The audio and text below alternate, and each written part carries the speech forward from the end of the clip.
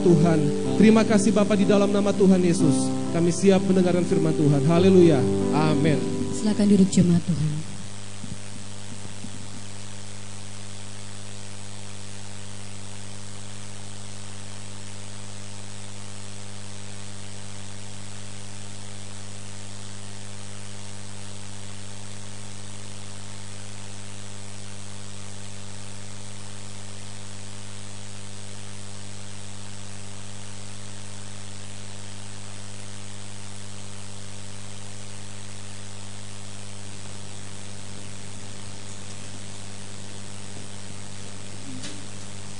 Puji nama Tuhan. Mari kita membuka Alkitab kita masing-masing dalam Roma pasal yang ke-8.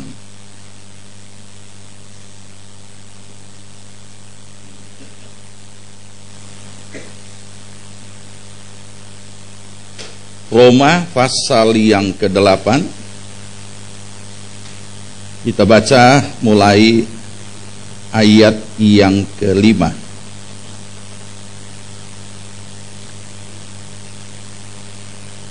Roma pasal 8 mulai ayat 5. Jika saudara sudah temukan, kita akan baca bersama-sama. Kita sambut firman Tuhan.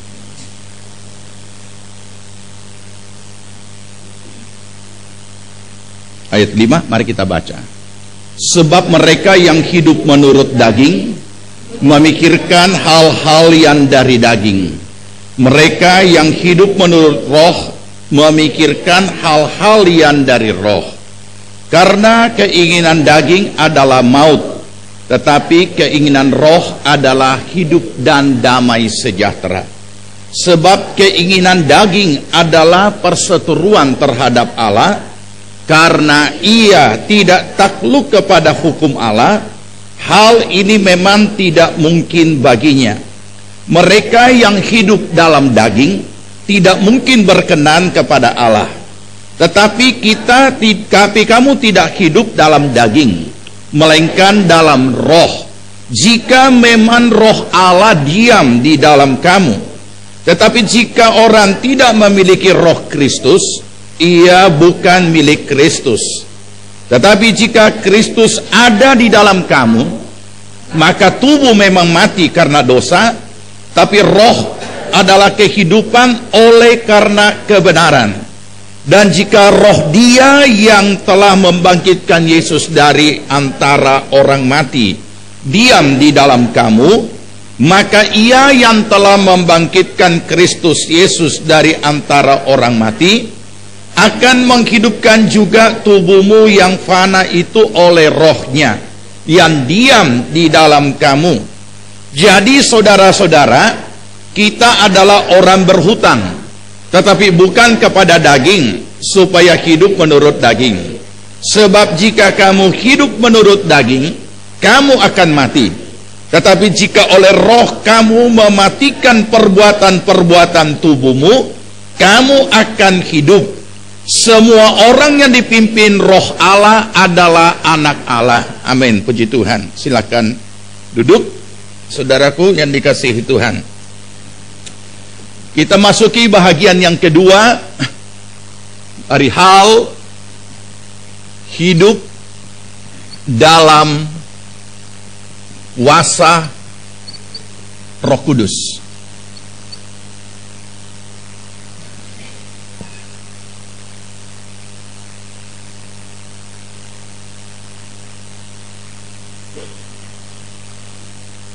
Minggu lalu secara khusus kita belajar kebenaran firman Tuhan dari hal baptisan Roh Kudus adalah mutlak. Mutlak menjadi pengalaman iman secara pribadi bagi setiap orang percaya.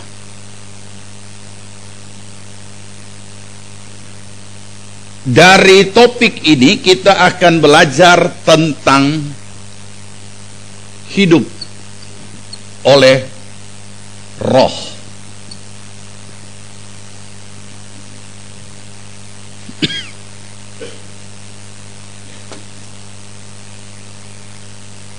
Saudara yang dikasihi Tuhan, kita sudah tahu persis oleh kebenaran firman Tuhan mengapa Roh Kudus diberikan kepada kita sebagai penolong.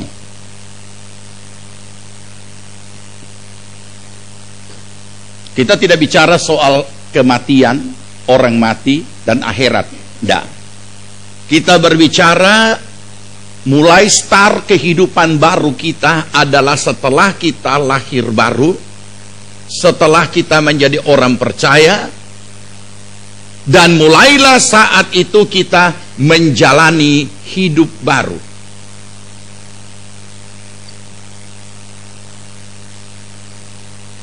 Mari kita buka Alkitab kita. 2 Korintus 5 ayat 17.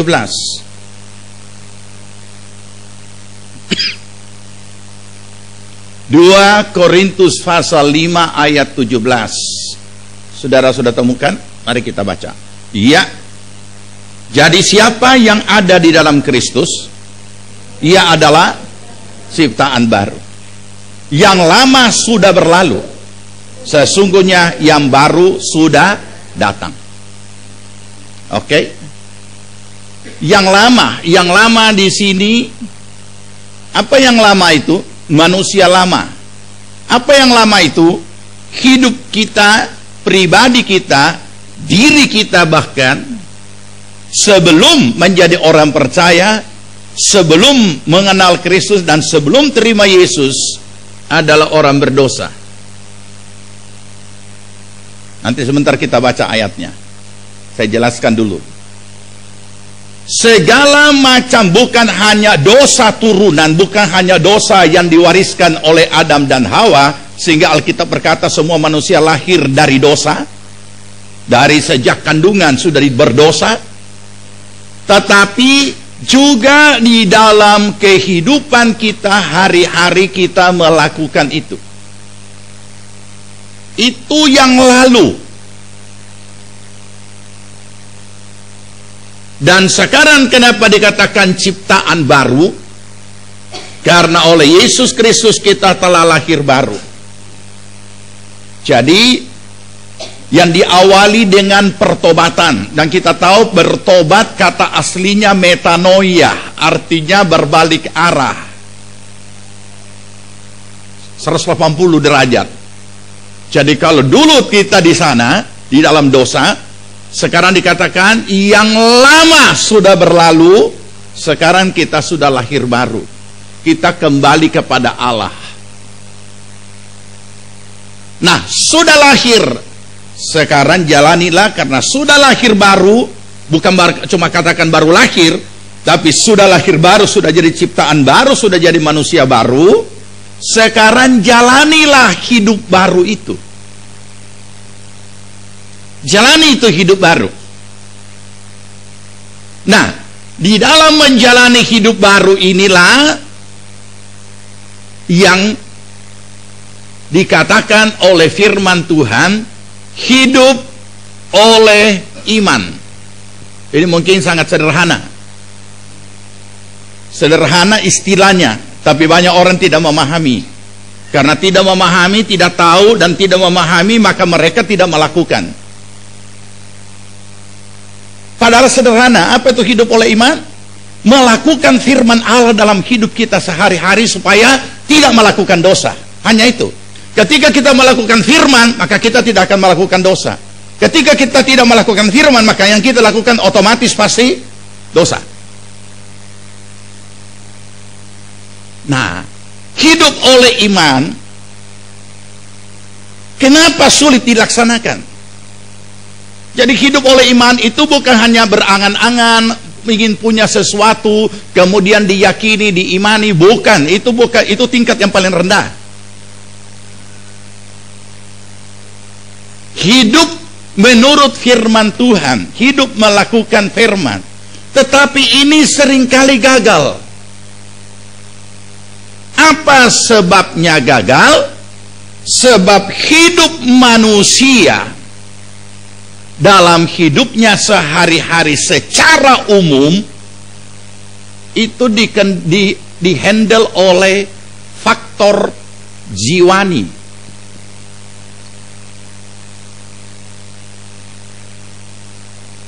Roh kita hanya pakai bernafas.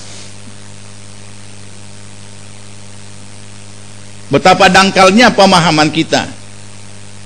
Dan kadang-kala pemahaman kita cukup mendalam. Suatu saat ketika kita lihat ada orang meninggal dunia, kita anggap, wah, memang Tuhan Maha Kuasa.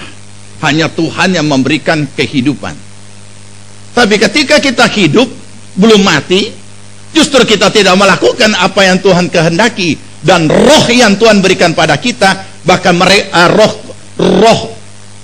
bahkan Roh Kudus pun juga sudah memenuhi seseorang, toh ia tidak bisa menjalani hidup oleh iman, gagal di dalam melakukan firman, sebab faktor jiwani ini masih menguasainya. Pikiran sendiri, kehendak sendiri, perasaan sendiri, itu yang menguasainya.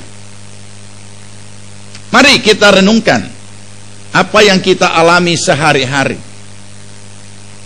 Tadi dengan sangat fair, dengan sangat terbuka, Alkitab berkata membuka keadaan hidup setiap orang dalam kehidupan hari-hari, yang diistilahkan hidup menurut daging dan hidup menurut roh. Bagi orang awam mungkin tidak memahami apa itu hidup menurut daging. Tetapi kita memahami bahwa yang dimaksud hidup menurut daging, yaitulah kehidupan manusia sehari-harinya yang dikendalikan oleh daging, dan yaitu faktor jiwaninya. Kita punya kehendak, kita punya pikiran, kita punya perasaan sendiri.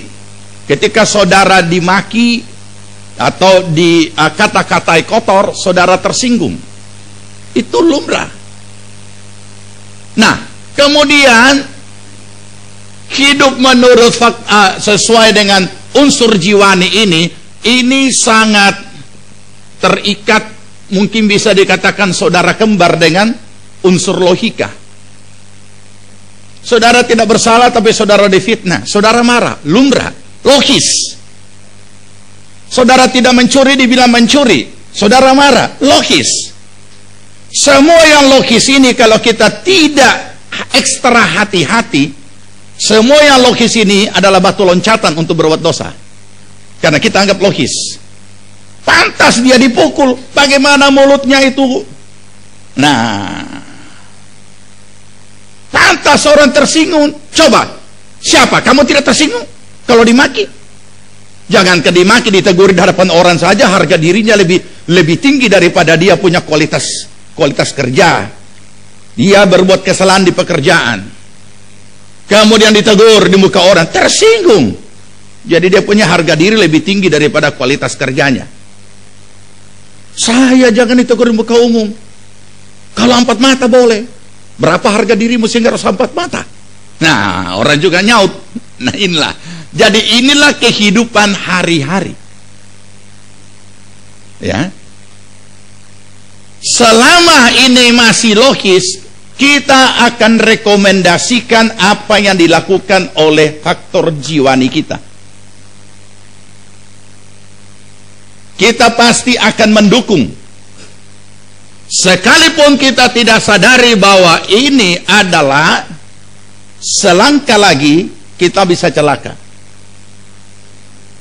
Itulah sebabnya seringkali saya katakan, ketika hal-hal lumrah itu kita kurang cermati, langsung kita telang, langsung kita rekomendasikan, dia bisa jadi jalan tol ke neraka.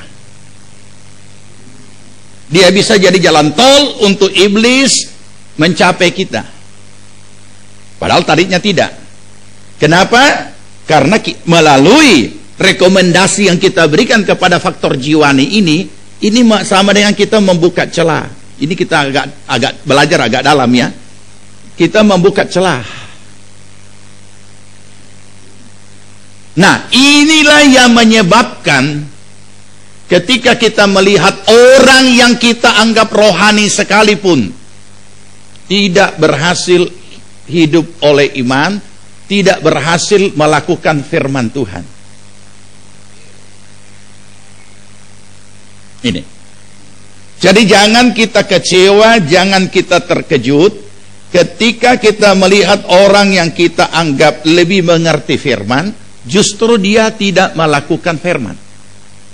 Itulah kekuatan jiwani yang merasuk setiap orang, karena itu yang mengendalikan hidup setiap orang.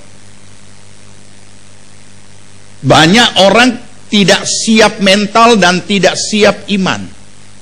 Ketika dia melihat orang yang mungkin harus jadi panutannya, justru melakukan hal yang tidak benar. Kalau kita bijak, dan mengerti kenapa seperti itu, maka kita akan berlaku bijak dengan tidak menghakimi siapapun dia. Karena sering terjadi, bahkan di kalangan para rohaniawan pun sering terjadi, ketika ada sesama teman atau sesama sejawat mungkin jatuh, mengalami kejatuhan, atau mungkin ditimpa satu kesukaran atau hal-hal yang sangat menghancurkan reputasi, langsung dihakimi. Ya memang apa yang dia tuai sekarang, apa yang dia tabur dulu sekarang dia tuai. Saya langsung tegur, jangan mengeluarkan kata penghakiman. Apapun dosa yang dilakukan oleh orang itu, apapun besarnya kejatuhan yang terjadi pada seseorang, kita tidak diberi hak oleh Tuhan untuk menghakimi. Karena kita tidak tahu hal yang sesungguhnya, kedalaman pergumulan yang ada di dalamnya, dan hal-hal yang terjadi secara tidak kelihatan yang ada di dalam dirinya. Bagaimana iblis mengadakan penerobosan, dan apa yang dia lakukan atau apa yang terjadi dalam diri orang itu sehingga iblis berhasil menerobosnya, kita tidak pernah tahu. Bahkan ahli konselor pun yang berdasarkan ilmu konselor berkata, tidak boleh hanya dengar sepihak, harus dengar dua pihak. Oke, dengar dua pihak pun, kalau apa yang dikonselingkan itu tidak fair, tidak jujur, tidak terbuka, tetap tidak dapat diketahui hal yang sebenarnya.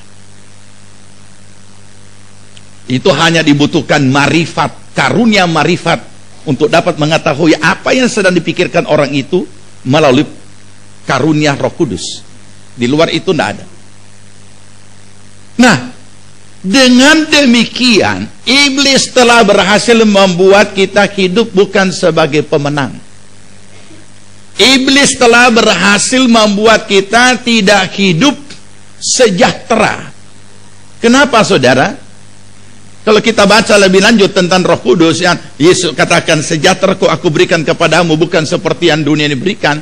Ketika seseorang melakukan dosa, sejahteranya hilang, gelisah, dan itu anak Tuhan yang ketika dia melakukan sesuatu yang tidak benar, dan hidup tersiksa. Tidak usah jauh-jauh, saya mau tanya saja, dan pertanyaannya akan menolong kita untuk mendeteksi diri kita.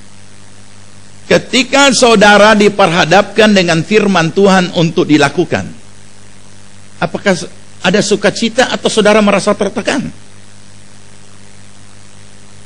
Atau kita lakukan firman Tuhan itu, ya saya harus lakukan, kalau tidak nanti Tuhan marah. Apa seperti itu? Kalau masih seperti itu, sederhana, kita sudah tahu diri kita dalam posisi yang bagaimana. Berarti kita belum menikmati iman kita. Berarti kita adalah pengikut Kristus atau orang percaya yang terpaksa melakukan firman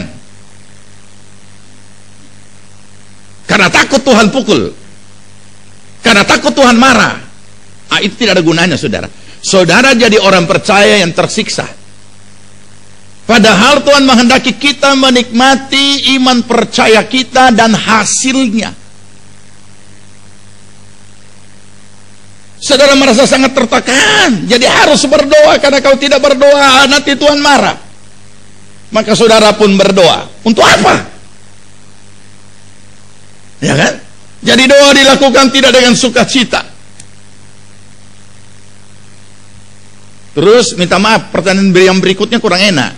Bagaimana dengan roster-roster yang diberikan oleh gereja dan mempercayakan saudara punya tugas, punya pelayanan, punya giliran? Sudah, beli saja bakso di pinggir jalan baru potong 4. Nanti kalau sudah break doa malam, sudah 1 orang 2 biji.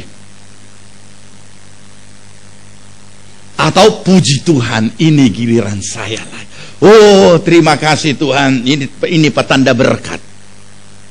Dan Tuhan tahu saat ini mau mempersiapkan, padahal belum doa, ini baru konsumsinya ya. Saat mau mempersiapkan, aduh Tuhan, 10 biji bakso saja susah saya mau beli ini. Tidak ada belum ada apa-apa. Tetapi karena ini adalah kepercayaan yang Tuhan berikan, yang entah berapa bulan sekali baru muncul lagi, dengan sukacita. Ya, 10 bakso tidak bisa. Kasih banyak DP kanji, supaya banyak DP bakso. Tapi dengan suka, atau dengan sungut-sungut. Ini contoh saudara.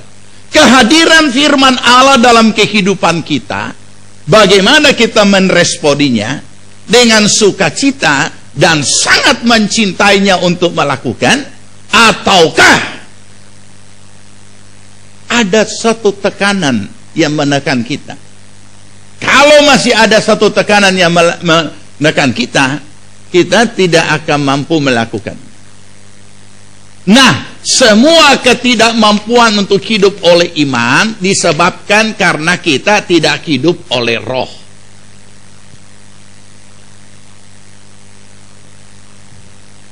Kehidupan daging, kehendak daging, tadi kita sudah baca, tidak taat kepada apa yang tadi dalam Roma 8. Tidak taat kepada Tuhan. Jadi tidak mungkin kita dapat melakukan hidup oleh iman, melakukan firman Allah dengan kekuatan daging. Dan andai kata kita mau coba, boleh. Mungkin ada hasilnya. Tapi hasilnya apa? Hasilnya kesombongan rohani. Jadi kalau saudara ketemu dengan orang-orang rohani yang bukan menyombongkan kekayaannya, tapi menyombongkan kemampuannya melakukan firman, itu namanya kesombongan rohani. Itu adalah perbuatan daging. Itu adalah orang yang melakukan firman dengan kekuatan diri sendiri. Bisa, ada. Ada banyak orang-orang yang tabah menghadapi hidup ini tanpa firman. Jadi itu sebabnya mengapa sampai ada istilah sombong rohani. Padahal ini aneh kan? Ini kan tidak bisa ada. Sorry. Karena firman Tuhan saja berkata kesombongan itu kebencian Tuhan. Tapi kok ada kesombongan rohani? Dan pribadi-pribadi yang sombong rohani ini pasti dengan sendirinya akan menjadi tukang hakim terhadap saudaranya. Dan apakah orang-orang yang sanggup melakukan firman dengan kekuatan diri sendiri yang menghasilkan kesombongan rohani ini berkenan? Tidak berkenan kepada Tuhan. Saya kadang-kala terkejut mendengar seorang hamba Tuhan yang bukan cuma taraf nasional, tapi taraf internasional. Berani berkhotbah baik di televisi maupun di tempat-tempat terbuka dengan menghakimi hamba Tuhan lain yang melakukan pelayanan juga dengan taraf internasional, dan dikecam habis-habisan oleh karena hamba Tuhan itu Tuhan pakai melakukan banyak mujizat dan banyak kesembuhan. Dia kecam. Nah inilah saudara, kalau kita melihat seperti ini, kita jadi bingung. Ini orang-orang yang mengerti firman saja melakukan hal yang seperti ini, terus Bagaimana dengan kita? Tapi kita tidak mau jadikan itu hanya kita bisa jadikan pembelajaran untuk kita renungkan, bukan untuk kita tiru. Kegagalan-kegagalan kita di dalam melakukan kehendak Allah di dalam hidup kita, karena kita terus mau bertahan hidup dengan unsur jiwani sambil melakukan firman, tidak akan pernah berhasil. Dan kalau berhasil, ini hasilnya.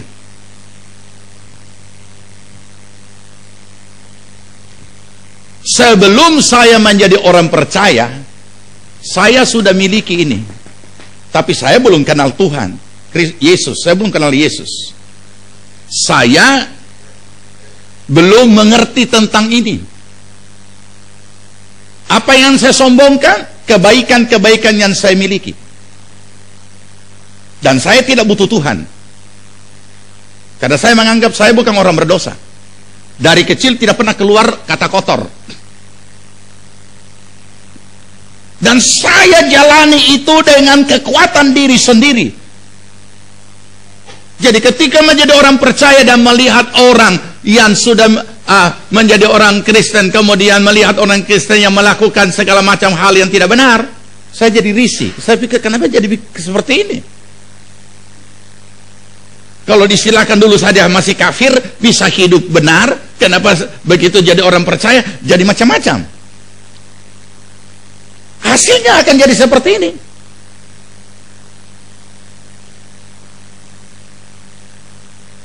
Ketika ketemu dengan anak-anak muda remaja yang kehidupannya tidak benar, saya tidak senang, saya tidak suka.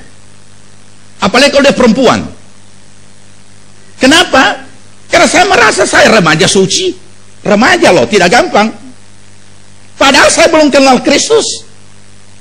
Disitulah saya temukan, dan saya amati dalam kehidupan orang percaya juga sama. Ketika mereka mau melakukan kebenaran dengan kekuatan diri sendiri, kita jadi mengkelaskan diri. Itu orang berdosa. Saya bukan. Tidak benar dia itu. Habis si A yang bonceng, si B yang bonceng, si C yang bonceng, si D tidak betul. Nah, itu. Dan ini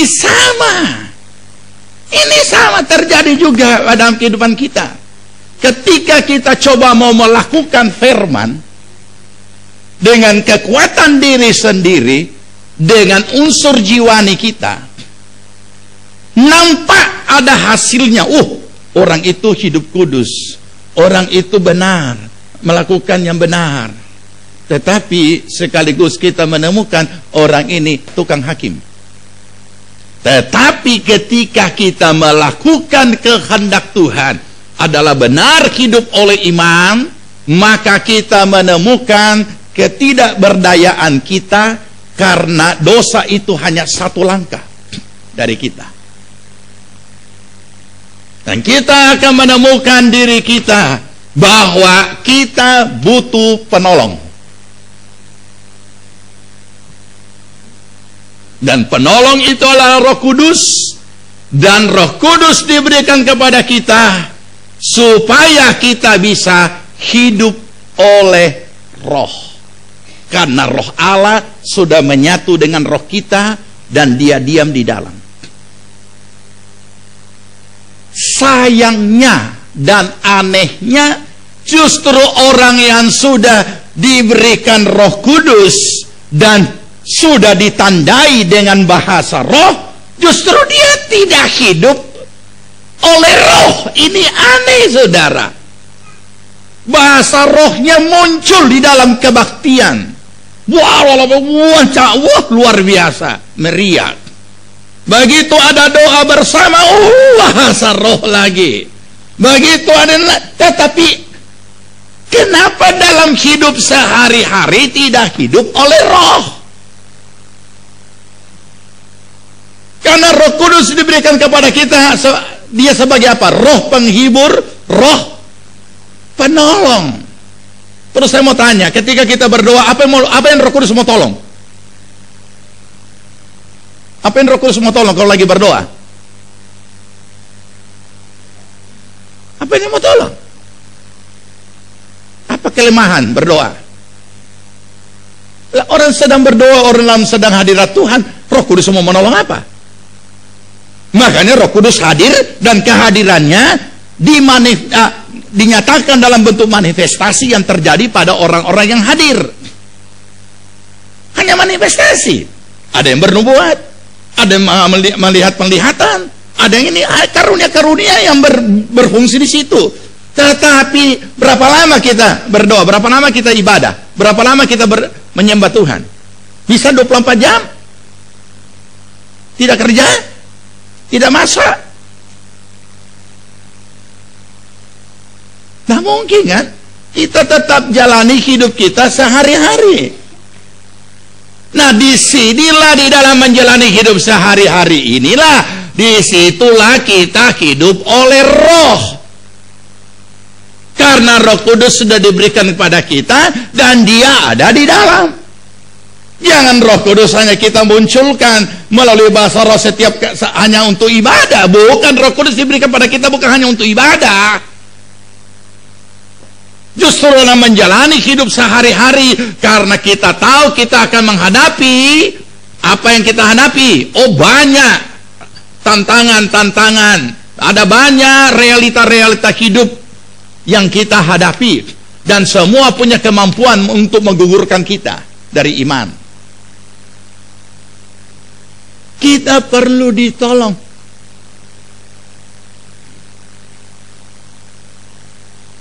Nah, oleh sebab itu sekarang kita maju lebih lanjut. Saudara dan saya, setiap orang yang sudah mengalami baptisan Roh Kudus perlu senantiasa dipenuhi Roh Kudus. Beda ya. Baptisan itu adalah pengalaman iman pribadi mengalami baptisan Roh Kudus yang ditandai dengan bahasa roh.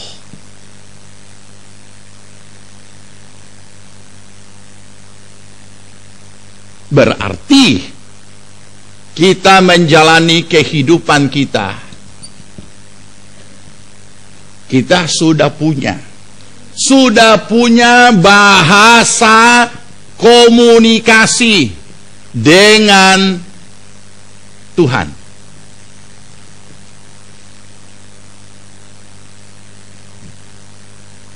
Luar biasa kan? Kita tidak berdoa hanya dengan kata-kata, tapi roh kita bisa menyembah, roh kita bisa memuji Tuhan, roh kita bisa berdoa, dan Roh Kudus tatkala masuk dalam diri kita diberikan bahasa lidah, atau terjemahan baru berkata bahasa roh.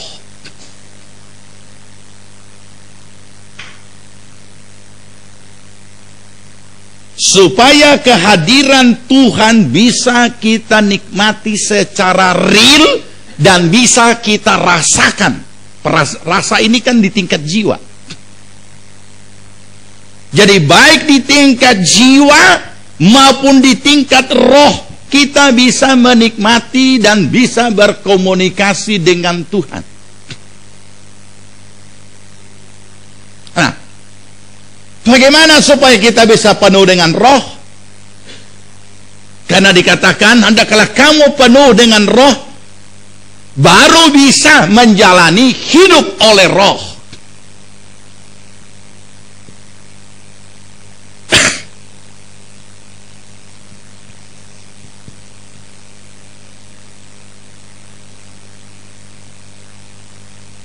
Mungkinkah itu terjadi? Dalam hidup seperti manusia lahiriah kita bisa hidup oleh roh? Bisa. Tergantung sejauh mana saudara menjalani dan berkomunikasi dengan Tuhan. Kita berdoa, apalagi kalau cuma doa kata-kata, karena kalau orang pikir, orang jadi bertanya, jam doa berapa? Acara doa dari jam berapa sampai jam berapa? Dari jam 4 sampai jam 6. Hah? Apa saja yang didoakan sampai 2 jam? Ya memang saudara, pidato 10 lembar tidak sampai setengah jam selesai dibaca. Terus kalau berdoa 2 jam, apa yang mau dikatakan? Apa yang mau kita katakan? Tidak bisa, habis bahan. Berdoa dengan akal, kata Rasul Paulus, dan berdoa dengan roh. Apalagi kalau doa hafalan atau doa yang ditulis, habis itu doa-doa, selesai dari doa apa, ada kan doa-doa yang ditulis. Itu sebabnya kalau kita mau senantiasa penuh dengan roh seperti yang ditulis dalam Efesus pasal 5, maka kita harus senantiasa berarti tidak berkeputusan ya, kecuali tidur, kita di bawah sadar, senantiasa bersekutu dengan Tuhan melalui Roh Kudus atau dengan Roh Kudus, yaitu lebih konkretnya dengan bahasa roh. Ini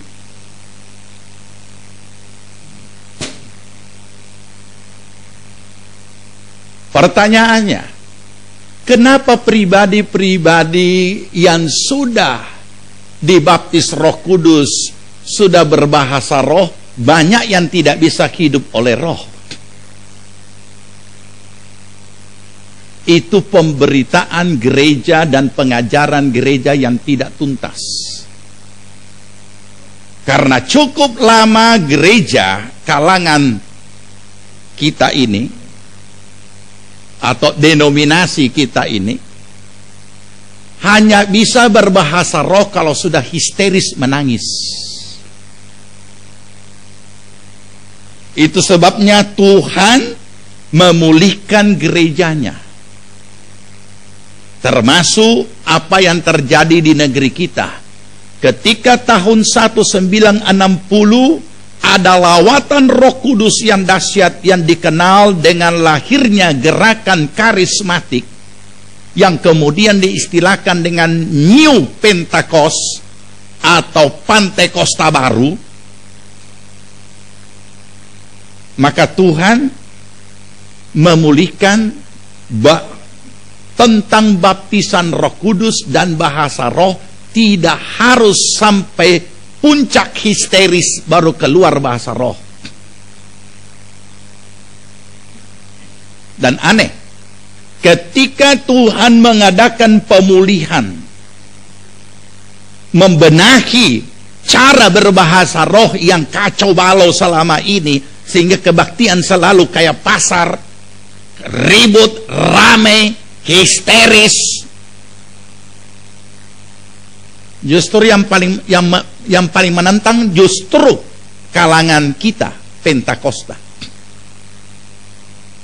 Kenapa? Karena kalangan kita sudah terbiasa dari dahulu kala dibuat jadi begitu, sehingga sulit membedakan mana roh manusia, mana roh Tuhan. Saya masuk di Kota Palu 74, saya tertibkan itu. Kemudian orang mencap saya pendeta Pantekosta Protestan. Saya tidak pusing. Kenapa? Doa baptisan Roh Kudus, ada pelayan Tuhan. Ini orang dulu zamannya berlutut kan, sudah haleluya, haleluya, haleluya, haleluya, haleluya, haleluya. Dia bikin ribut. Saya bilang, untuk apa itu haleluya?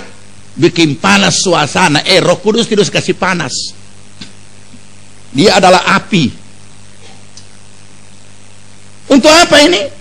Ini kan mensuhesti, membangkitkan orang punya emosi. Haleluya. Saya bilang, stop. Roh Kudus bekerja tidak seperti itu. Masih ingat tuh nyanyian? Roh Kudus yang manis. Ya. Ada lagi lembut, manis dan lain sebagainya. Jadi terjadilah seperti cukup lama. Jadi tidak heran saudara, kita harus mengakui kenapa orang-orang kalangan kita ini tukang emosi. Emosi tinggi umumnya kita ini. Karena sudah di hadapan hadirat Tuhan saja kita dilatih emosi. Jadi tidak heran pada saat itu sudah saya bilang bukan, Roh Kudus dia seperti itu, kasihan.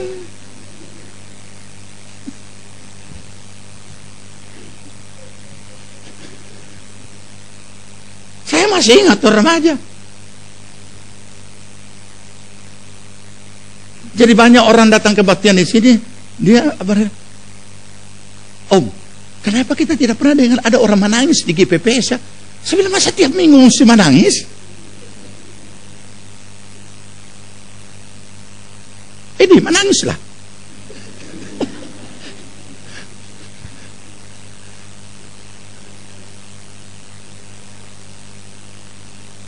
Sampai orang jadi alergi kepada Roh Kudus karena ya kondisinya seperti itu, padahal Alkitab tidak menulis seperti itu.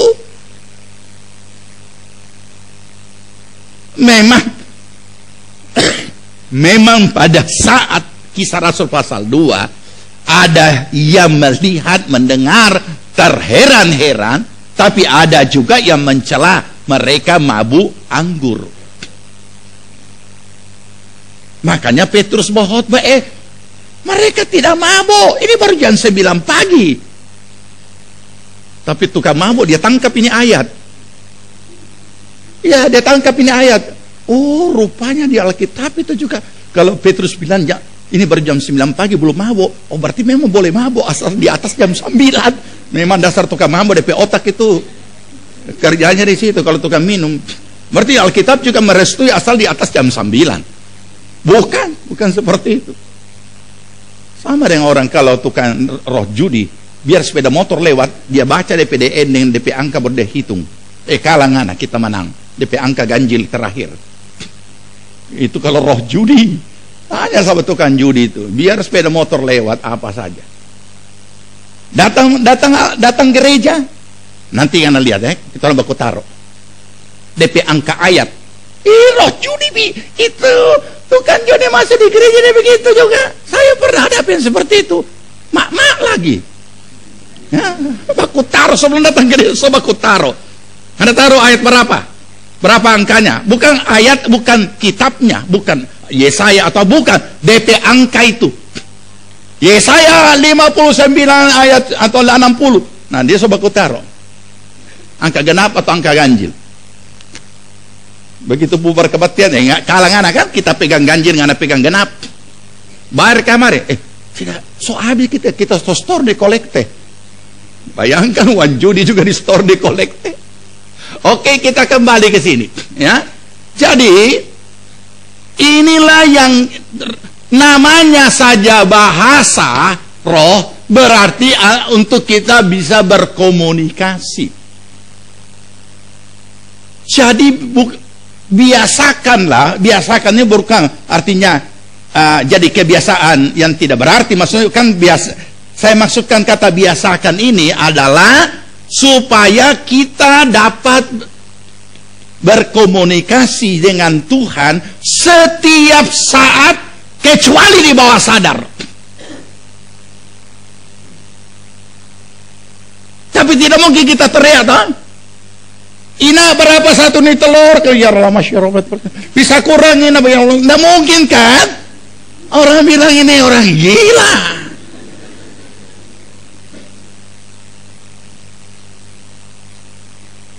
Tapi kita bisa menikmatinya. Saudara bisa berdoa di dalam hati kan? Di saat-saat yang bagaimana kita juga tetap di dalam hati bersekutu. Ini yang membawa kita selalu bisa menyatu dengan, dikatakan oleh firman Tuhan, orang yang melekat kepada Tuhan menjadi satu roh. Tapi terus terang, berapa banyak orang yang melakukan ini? Ya, saya tidak tahu. Masing-masing tahu dirinya sendiri. Terus siapa yang salah? Ketika Roh Kudus sebagai penolong, kita tidak nikmati pertolongannya, kita tidak nikmati kehadirannya, ya siapa yang salah? Di saat kita, inilah cara untuk kita selalu penuh dengan roh. Artinya setiap saat sebagaimana kita ini hidup dan aktif dalam segala sesuatu, begitu juga di saat kita sadar, kecuali bawah sadar pada saat kita tidur, di saat kita sadar, itu Roh Kudus selalu berfungsi dan bekerja di dalam diri kita.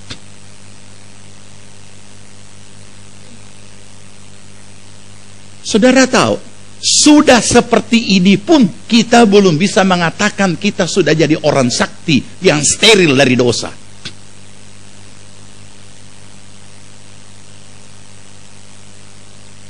Sudah seperti ini pun kita tidak bisa mengatakan bahwa kita orang steril yang tidak akan pernah melanggar. Apalagi kalau tidak seperti ini.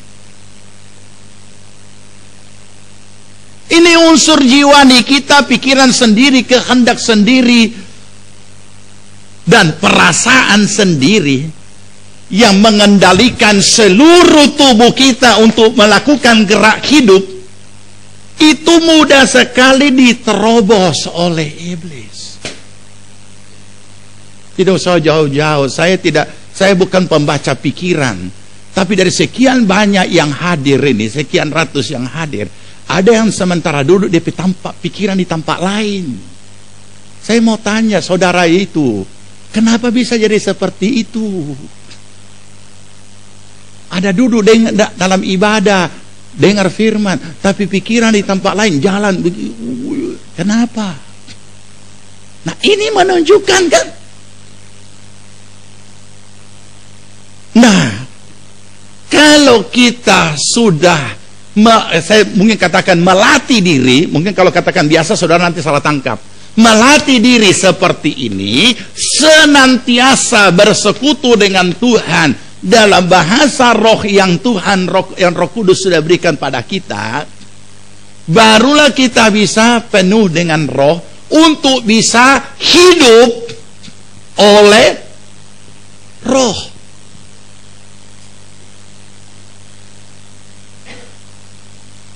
Ini pun bukan tercetak dengan sendirinya dan untuk seterusnya. Karena Roh Kudus menempati diri seseorang, orang itu tidak dirasuk. Pikirannya juga tidak dirasuk. Hak asasinya juga tidak diambil alih. Jadi, ketika kita hidup oleh roh, bahkan penuh dengan roh, maka tergantung kita. Apakah kita mau menaklukkan unsur jiwani kita ini di bawah kehendak roh?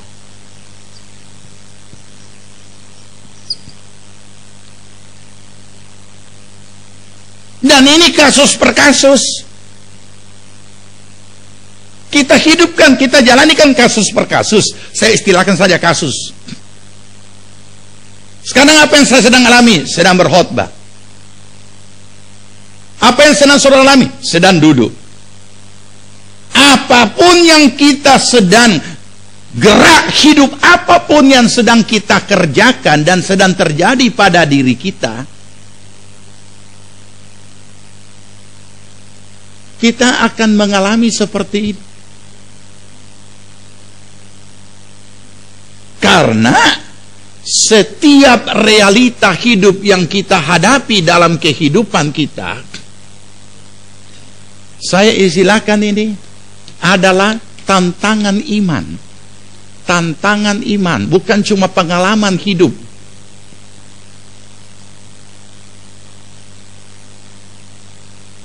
Kalau setiap realita hidup yang kita hadapi, kita hanya jadikan pengalaman hidup yang sedang hadir, kita tidak akan pernah bertumbuh dengan iman, dan kita tidak akan pernah dapat memahami apa yang dijelaskan ini.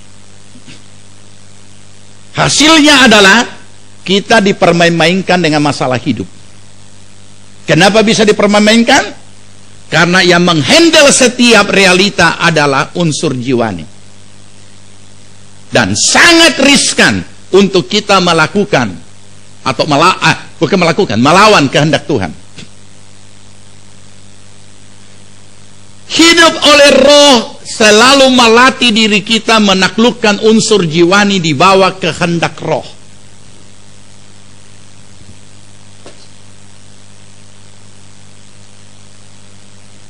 Dan bagaimana Roh Kudus bekerja? Kita akan baca beberapa ayat. Ketika Roh Kudus bekerja, Dia tidak akan merampas segala hak apapun yang ada pada kita, yang ada di dalam unsur jiwani itu. Jadi jangan saudara anggap Roh Kudus itu bekerja kayak magic. Tiba-tiba saya tidak punya kemauan untuk berbuat dosa. Oh, tidak.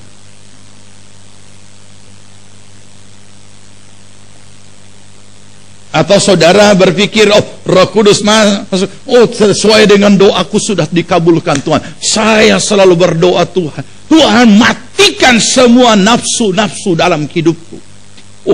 Bahaya. Kalau mati itu nafsu makan, langsung dia kayak ikan galavea, ikan papan itu. Kenapa? Hasil doa. Nah, seperti biasa, sebagaimana manusia layaknya, dan tetap unsur jiwani yang melakukan itu, karena itu sudah format alamiah. Nah, merubah faktor jiwani digantikan oleh roh, faktor roh untuk kita hidup.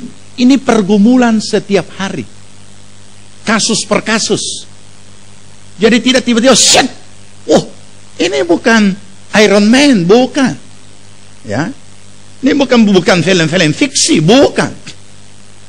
Tapi ini adalah pergumulan iman. Jangan saudara pikir, seorang yang sudah dibaptis Roh Kudus datang dimaki-maki. Haleluya, puji Tuhan. Tuhan berkati kamu ya. Wah, pendeta saja dimaki-maki, dia tidak akan jawab seperti itu.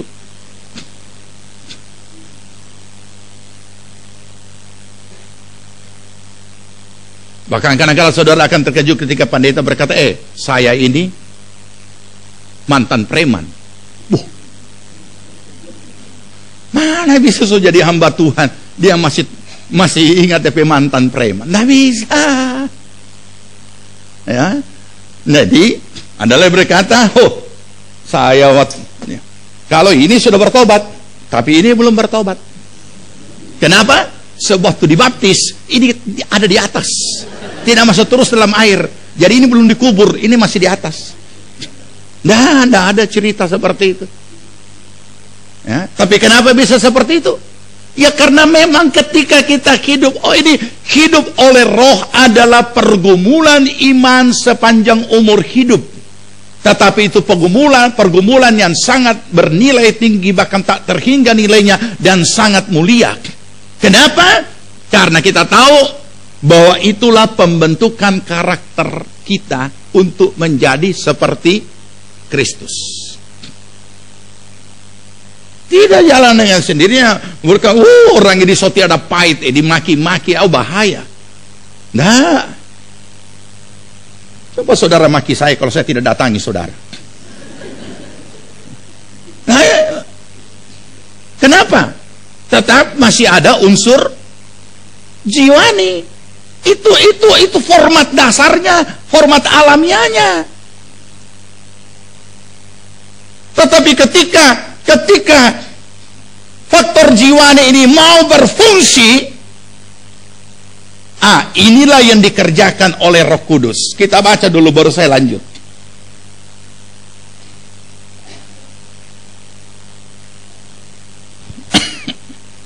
Yohanes 14 ayat 6. Yohanes 14 ayat 26. Luar biasa.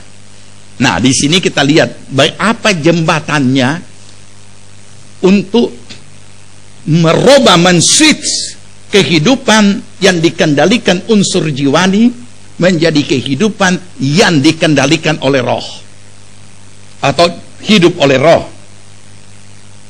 Ayat 26 dari pasal 14 Yohanes. Ya, tetapi penghibur, siapa itu? Yaitu Roh Kudus, yang akan diutus oleh Bapa dalam namaku. Dialah yang akan mengajarkan segala sesuatu kepadamu, dan akan mengingatkan kamu akan semua yang telah kukatakan kepadamu. Oh, luar biasa. Roh Kudus yang mengajarkan segala sesuatu. Tapi ini kita tidak boleh tangkap dengan ekstrim, karena ada juga yang menangkapnya dengan ekstrim, sehingga ada hamba Tuhan tidak mau kasih sekolah DP anak. Kenapa? Nanti Roh Kudus yang mengajar. Anak makin besar, so jadi nona-nona cantik, tidak ada yang mau bersiul dan mendekati. Kenapa? Buta huruf. Siapa mau suka punya istri buta huruf? Oh, bagus kalau buta huruf. Dia tidak tahu kwitansi. Dia tidak tahu angka-angka. Saudara, sebodoh-bodohnya orang membaca, semua kenal doi.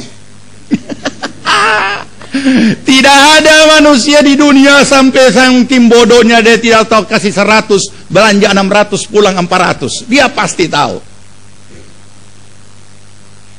Ya.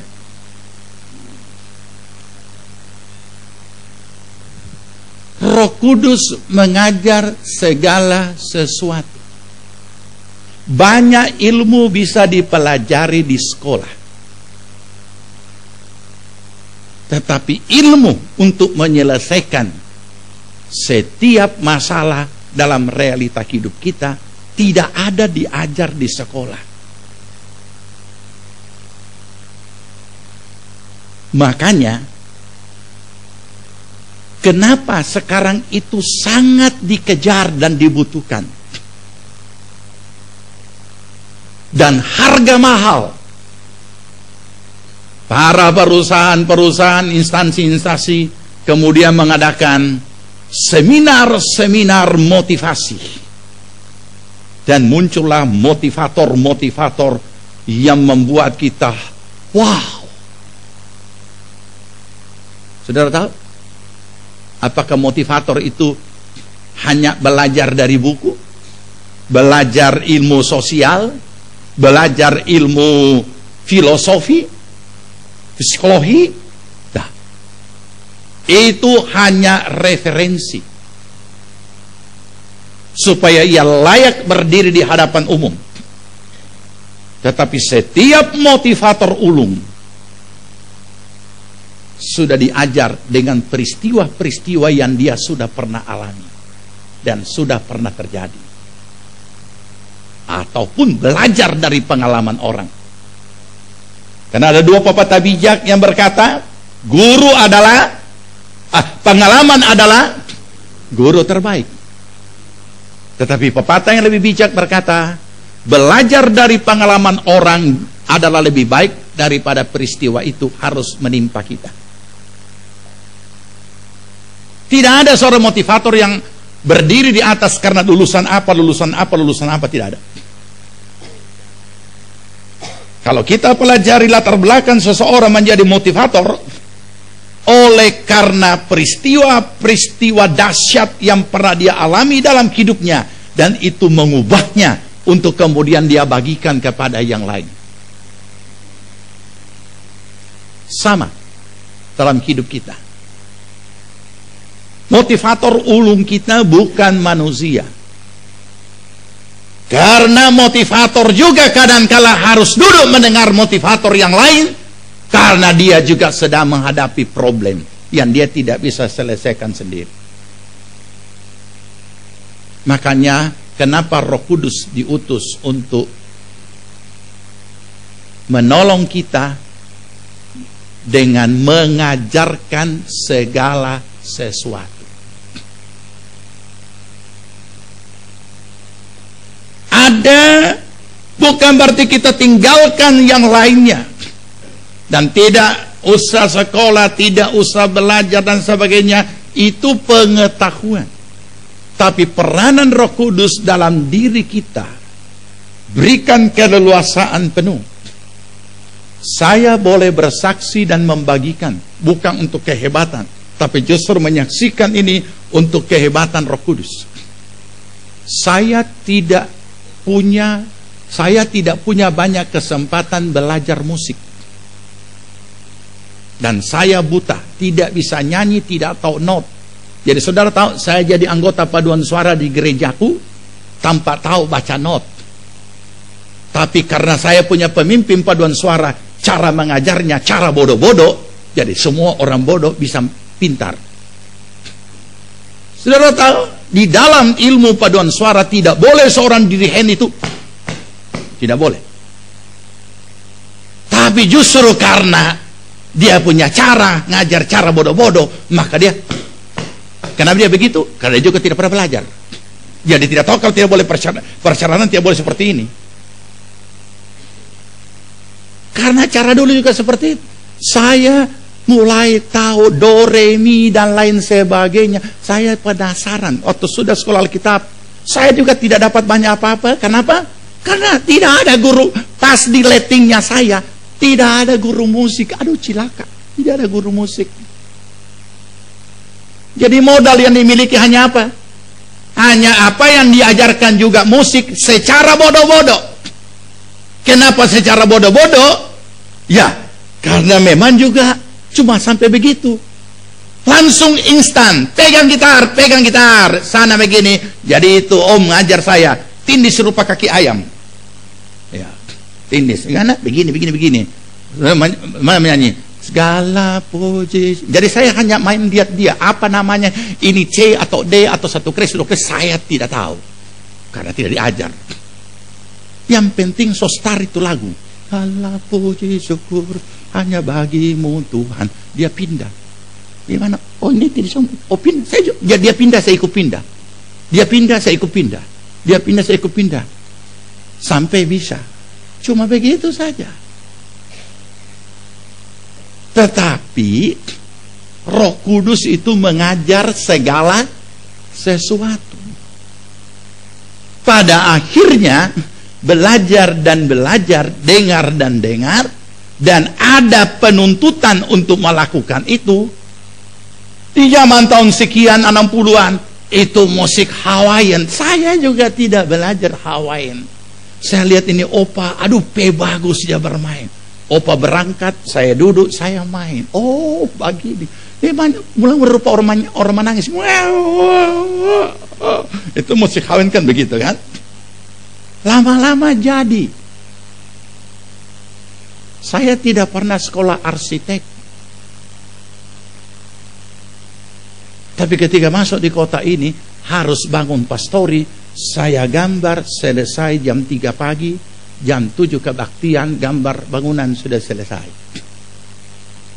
Mau bangun gereja ini tahun 74, belum ada tukang gambar di Palu. Maka saya masuk lagi di kamar, Pak, kemudian buat, dan kemudian selesai, dan dimasukkan. Dulu kan tidak ada itu bilang arsiteknya siapa, pokoknya ada gambar dipertanggungjawabkan, Bang.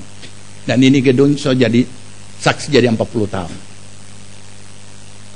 Bangun bukit doa, Bagaimana mendesain satu lokasi sebesar itu. Saya juga tidak sekolah. Bangunan pertama yang dibangun Kemah Daud, tahu caranya? Ini ruangan ini jadi saksi. Doa semalam suntuk di sini. Pakai tikar kan dulu. Sementara berdoa, kertas 1 lembar dan pen. Sementara berdoa, Tuhan berikan, saya gambar. Sesudah itu tambah lagi. Selesai berdoa, so jadi.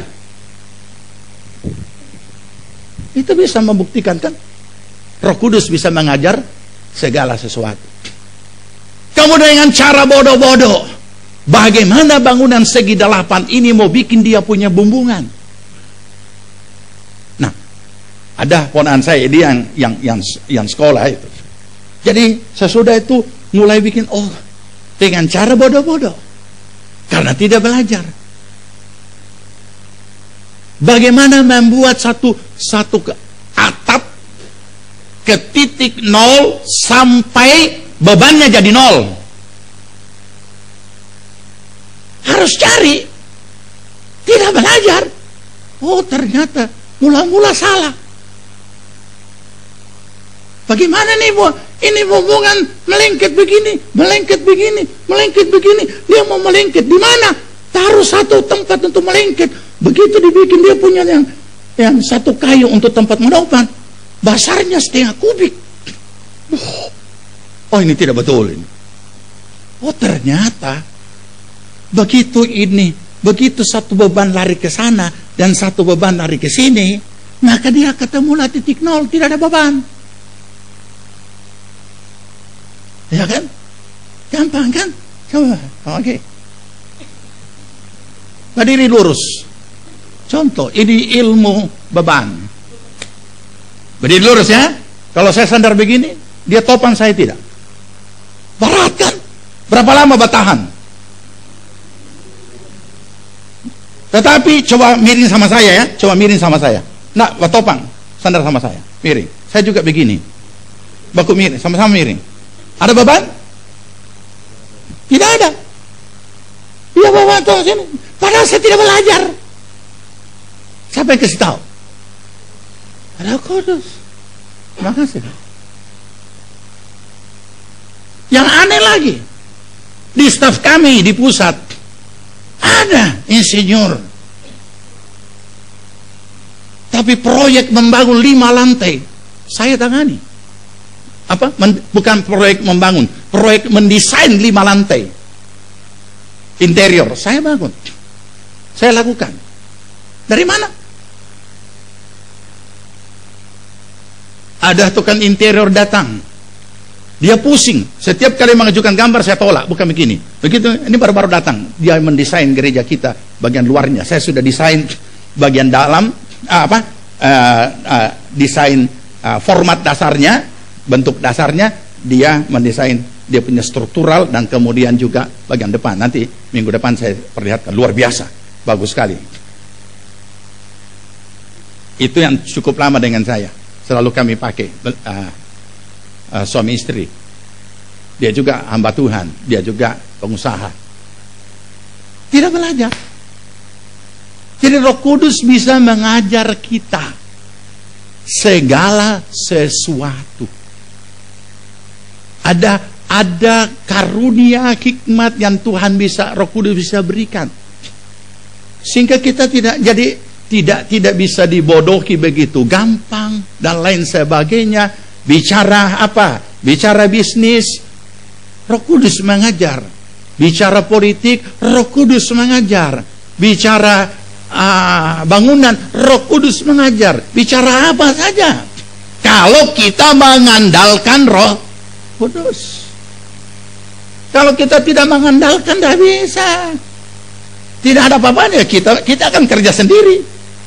Kita akan kerja sendiri. Artinya kita akan peras otak sendiri. Memang tetap berpikir, memang tetapi bisa lebih, pencerahan itu bisa lebih cepat. Saya saksikan karena saya alami. Bicara hukum, Roh Kudus mengajarkan hal-hal yang dasar itu, paling tidak prinsip-prinsip dasar hukum. Walaupun pasal dan ayatnya kita tidak hafal apa pasal ayat yang ada di KUHP, tetapi prinsip dasar kebenaran sudah ada. Nah, setelah sekian lama baru juga kami memahami bahwa negara kita negara hukum, tapi bukan hukum kebenaran, hukum keabsahan. Hati-hati ya, saya harus menyampaikan sebagai tanggung jawab kepada jemaat. Jadi jangan sampai saudara berperkara, saudara benar, dan memang harusnya benar, tapi kalau saudara tidak bisa buktikan, saudara menjadi tidak benar. Itu namanya hukum keabsahan. Banyak orang tidak memahami prinsip hukum di negeri ini, kemudian dia kecewa. Saya kasih contoh. Saudara punya tanah, 100% saudara punya, tapi bisa menjadi bukan saudara punya ketika saudara tidak pegang satu surat apapun. Itu namanya hukum keabsahan. Dan prinsip hukum di negara kita itu prinsip ini, supaya kita tidak kecewa. Jangan sampai saudara ngotot dengan kebenaran padahal tidak bisa dibuktikan.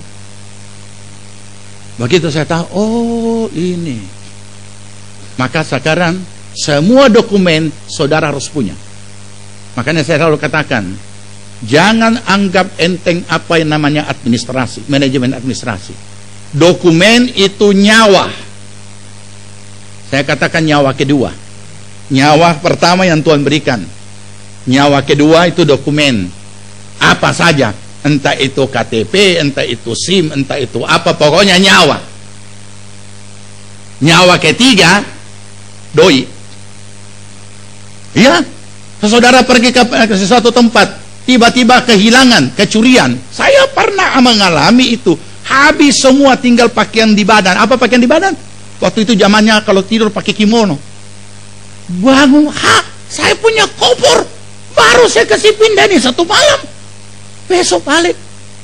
Kebetulan itu hamba Tuhan, istrinya pulang kampung, dia ajak saya tidur di kamarnya. Jadi saya pindahkan koper saya ke situ, tapi saya masih di gereja. Jadi karena dia tahu saya belum masuk kamar, dia tidak kunci kamar, supaya saya nanti malam bisa masuk. Saya anggap karena sudah terlalu malam, mengganggu orang nanti tidur, saya tidak masuk ke kamar, saya tidur di bangku gereja. Besok bersih, koper paling besar habis. Nah terus bagaimana? Untung masih ada doi sedikit, bisa beli 1 celana, 1 kemeja. Coba tidak ada. Nah itulah makanya nyawa ketiga, ya kan? Nyawa keempat apa? Telekomunikasi, HP atau apapun jenisnya. Jadi makanya jangan aksi punya banyak HP tapi semua tak hampar-hampar. Saya paling jengkel kalau orang di telepon tidak tak angkat. Kenapa? Bunyi sendiri di dapur. Namanya saja apa itu HP? Apa singkatannya? Handphone. Apa bahasa Indonesianya? Telepon genggam. Genggamlah. Ya, namanya saja telepon genggam. Ini tidak. Nanti di gereja mau dia kasih bunyi. Di gereja tidak butuh DP bunyi. Namanya. Jadi kalau jadi orang berkata, saya punya hak mau angkat atau tidak. Oke, jangan punya HP. Kalau punya HP berarti bersedia dihubungi dan harus terima. Ya kan? Orang yang bikin jengkel lagi 3 DP HP itu bikin rugi kita orang. Hubungi yang satu tidak ada, mesti hubungi yang kedua, mesti hubungi yang ketiga. So 3 kali, so 3 pulsa keluar. Coba bayangkan, hubungi yang pertama tidak, pasti hubungi yang keberapa? Yang kedua. Kalau yang kedua tidak masuk lagi, yang ketiga. Kalau yang ketiga tidak masuk, pasti kan dihubungi sampai menyaut kan? Dari di sana. Begitu yang menyaut, tak hitung itu pulsa kan? Yang menyaut siapa? Operator, bukan yang bersangkutan. Tapi memang itulah kemajuan. Maksudnya itu supaya lebih gampang saya dihubungi. Ini DP nomor-nomor. Nah, sudahlah kalau pengusaha. Tapi ini remaja. Remaja kok mesti pakai 2. Ya, remaja-remaja yang punya 2 itu, atau siapa punya 2 anak, kita so siap membangun kan, yang satu jual kasih masuk pembangunan. Oke, ya. Jadi Roh Kudus mengajar kita. Ini cuma contoh, tapi perlu kita alami.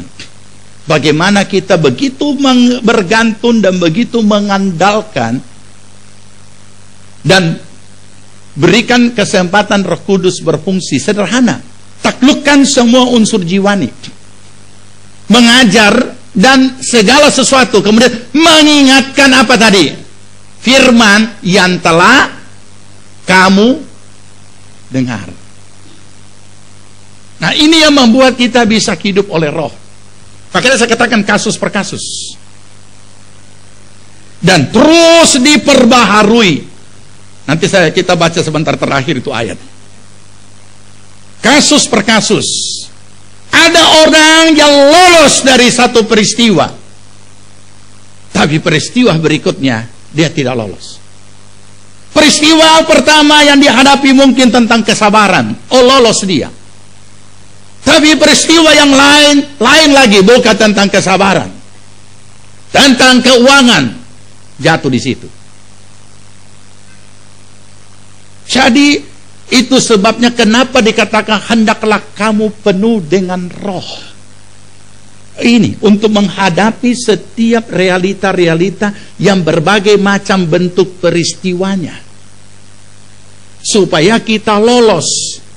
Tidak ada kesempatan iblis menerobos, karena kita berikan kesempatan kepada Roh Kudus untuk menolong kita. Makanya kenapa ada ayat yang berkata, hendaklah kamu sempurna sama seperti Bapamu sempurna. Kenapa kita selalu berkata tidak ada manusia yang sempurna? Ya karena kita temukan ini. Dia lolos dalam masalah kesabaran, tidak lolos dalam masalah keuangan. Dia lolos dalam masalah keuangan, dia tidak lolos masalah perempuan. Dia lolos dalam masalah perempuan, dia tidak lolos dalam masalah laki-laki. Loh iya toh, masa cuma laki? Ya sama kan? Jadi kita lihat di sini, begitu kompleks. Nah, kita tidak bisa hadapi sendiri. Mari kita lihat, terakhir kita baca ini, ya. Kemudian kita berdoa. Galatia pasal 5.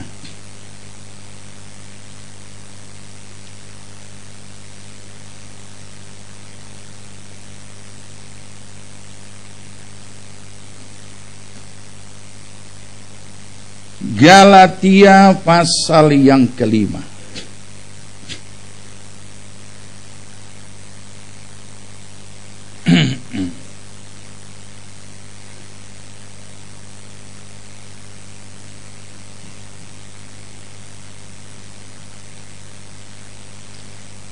Mulai ayat 16.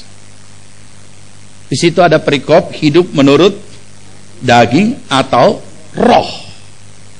Maksudku ialah 16, hiduplah oleh roh, maka kamu tidak akan menuruti keinginan daging. Ini formatnya. Jadi begitu kita tidak hidup oleh roh, dengan sendirinya kita akan hidup oleh daging, karena itu juga format alamiahnya. 17. Sebab keinginan daging berlawanan dengan keinginan roh, dan keinginan roh berlawanan dengan keinginan daging, karena keduanya bertentangan, sehingga kamu setiap kali tidak melakukan apa yang kamu kehendaki. Jadi tinggal terserah. Kita mau rekomendasi Roh Kudus yang mengingatkan kita dan mengajarkan kita dan memberikan jalan keluar, ataukah kita tolak apa yang Roh Kudus ajarkan, tapi kita ikuti kita punya mau, ya maka itu yang akan terjadi. Terus, akan tetapi jikalau kamu memberi dirimu dipimpin roh, maka kamu tidak hidup di bawah hukum Taurat. Mau tahu apa itu perbuatan daging? Perbuatan daging telah nyata, yaitu percabulan, kecemaran, hawa nafsu, penyembahan berhala, sihir, perseteruan, perselisihan, iri hati, amarah, kepentingan diri sendiri, percideraan, roh pemecah, kedengkian, kemabukan, pesta pora, dan sebagainya. Mana daftar tadi yang masih ada sama kita? Ya, tinggal saudara yang bisa tahu masing-masing. Lanjut, terhadap semuanya itu kuperingatkan kamu, seperti yang telah kubuat dahulu, bahwa barang siapa melakukan hal-hal demikian, ia tidak akan mendapat bagian dalam kerajaan Allah. Saudara bisa renungkan ini. Itu sebabnya kenapa Tuhan menghendaki kita orang percaya hidup oleh roh. Tetapi buah roh ialah kasih, sukacita, damai sejahtera, kesabaran, kemurahan, kebaikan, kesetiaan, kelemah lembutan, penguasaan diri. Tidak ada hukum yang menentang hal-hal itu. Barang siapa menjadi milik Kristus Yesus, ia telah menyalibkan daging dengan segala hawa nafsu dan keinginannya. Jikalau kita hidup oleh roh, baiklah hidup kita juga dipimpin oleh roh. Jadi, mari. Ada orang yang sudah dibaptis Roh Kudus, tapi tidak bisa hidup oleh roh, oleh karena tidak mau dipimpin oleh roh. Jadi saudara-saudara yang sudah dibaptis Roh Kudus, marilah serahkan diri dipimpin roh, supaya kita bisa menikmati itu dalam hidup kita.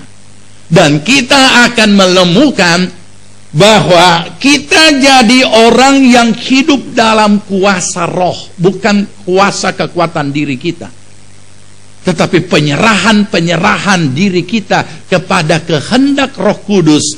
Itu yang membuat kita jadi pribadi yang tangguh,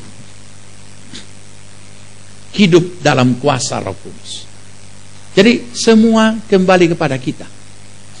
Mau diajar oleh Roh Kudus, mau diberikan petunjuk melalui firman Tuhan, dan setelah sudah dilakukan oleh Roh Kudus, mau tidak kita lakukan? Nah ini, saya membagikan ini karena saya mengalami. Saudara bisa membayangkan ketika orang harus hidup sebatang kara, tidak ada yang membimbing, tidak ada yang memberikan konseling, dan tidak ada tempat untuk konseling karena dulu gereja belum terbiasa dengan konseling. Saya tidak akan pernah dapat menjalani hidup sampai seperti ini. Karena saya dari umur 13 tahun saya sudah yatim piatu. Saya mau curhat sama siapa? Saya mau minta nasihat sama siapa? Tapi syukur di saat remajalah Tuhan menangkap. Dan saya menjadi orang percaya, dan saya belajar bagaimana menjalani seperti apa yang dikatakan hidup oleh roh. Mau minta nasihat siapa? Mau minta petunjuk sama siapa? Mau curhat sama siapa? Mau pimpinan siapa? Mau mentor siapa? Dulu belum zamannya orang mentor. Nah inilah, dengan pengalaman kita hidup oleh pimpinan Roh Kudus, di situ kita bisa menikmati kehadiran Tuhan secara langsung.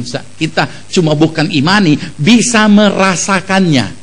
Apalagi setelah kita dibaptis Roh Kudus, kehadiran Allah bisa kita rasakan secara manusia lahiriah. Untuk kita diberikan juga kesempatan untuk boleh bersekutu. Mari kita berdoa.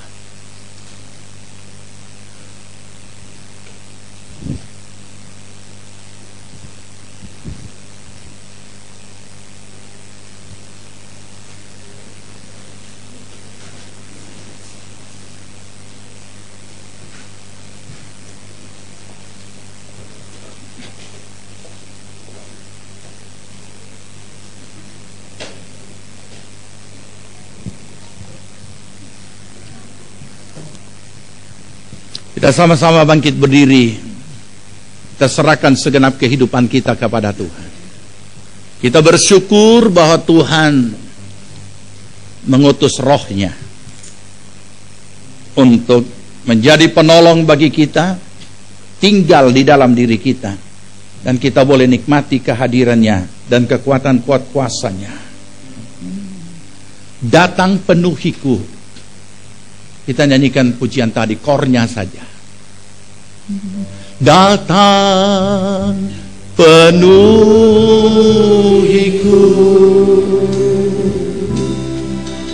datang urapiku,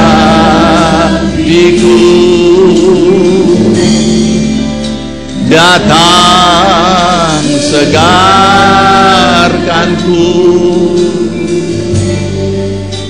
Roh Kudus yang manis, datang penuhiku, datang urapiku, datang segarkanku.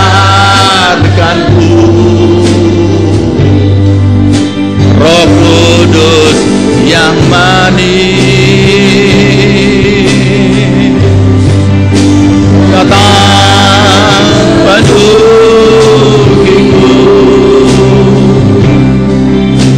datang urapiku, datang segarkanku. Roh Kudus yang manis, Roh Kudus yang manis, Roh Kudus yang manis. Mari Roh Kudus,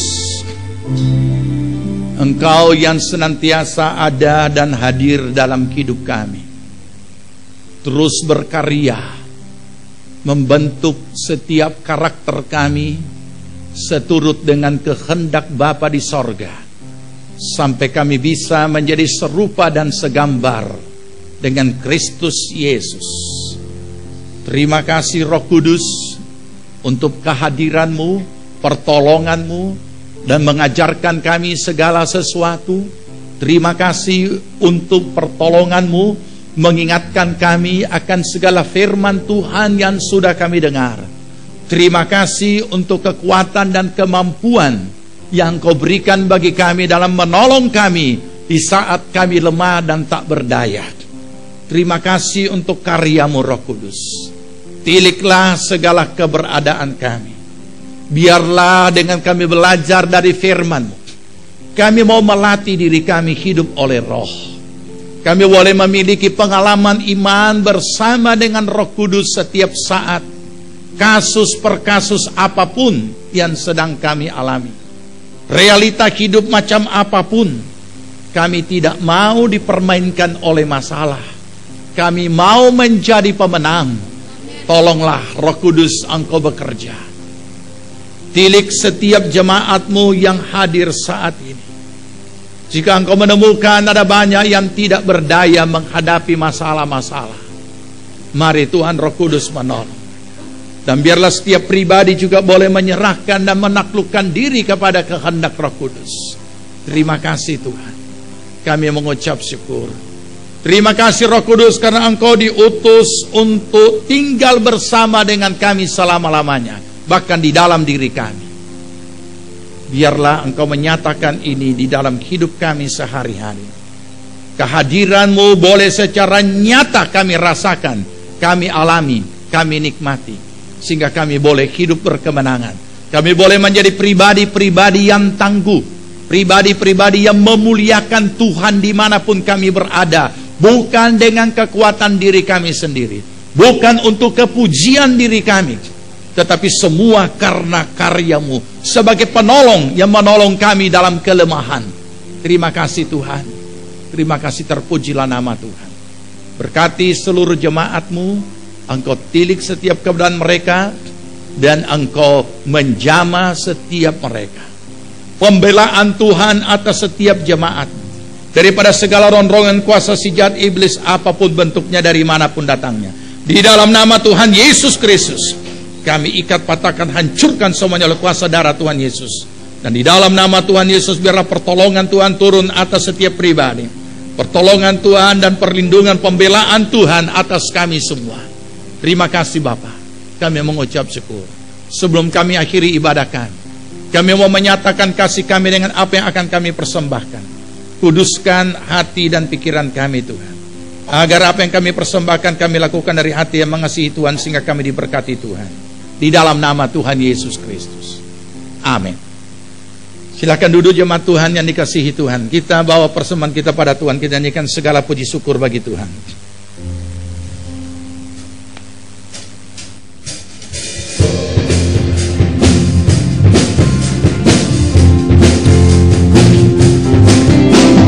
Segala puji syukur hanya bagimu Tuhan, sebab Kau yang layak dipuja.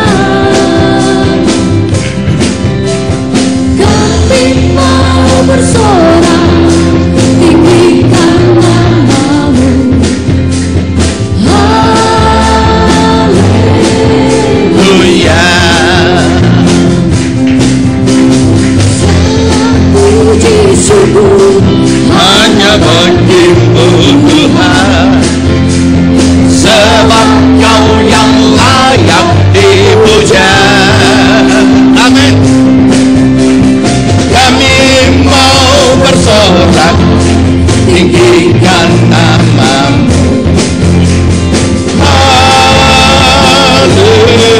Haleluya.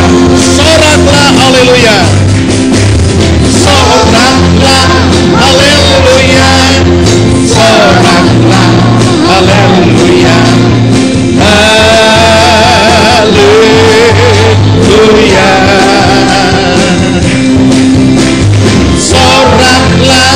Haleluya, soraklah, haleluya, haleluya.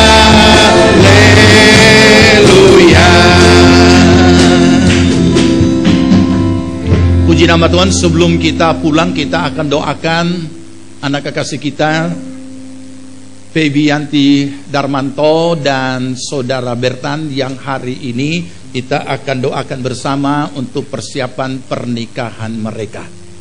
Mari kami undang kedua saudara dan jemaat Tuhan, mari sama-sama bangkit berdiri. Kita akan sama-sama doakan dan sekaligus kita menerima doa berkat. Ya, berlutut di depannya.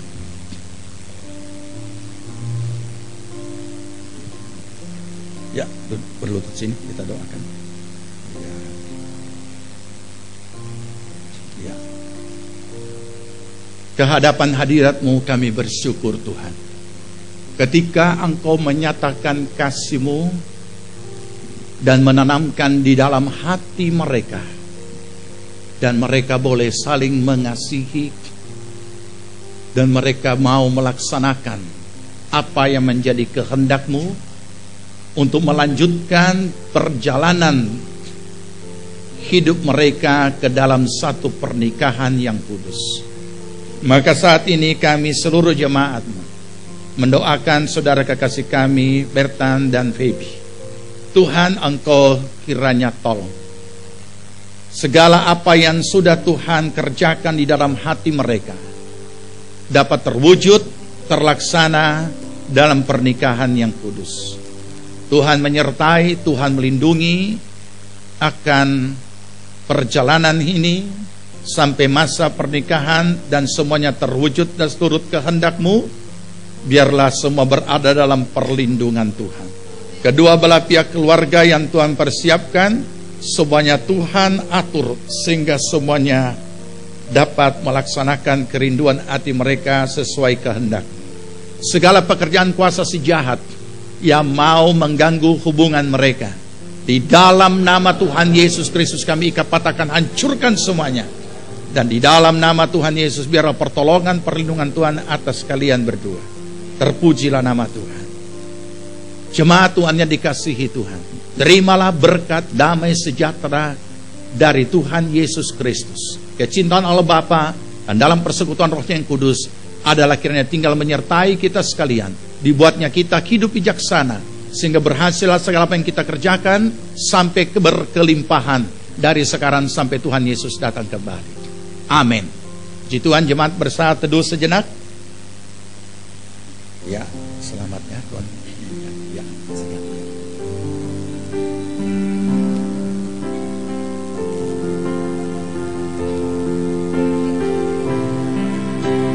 terima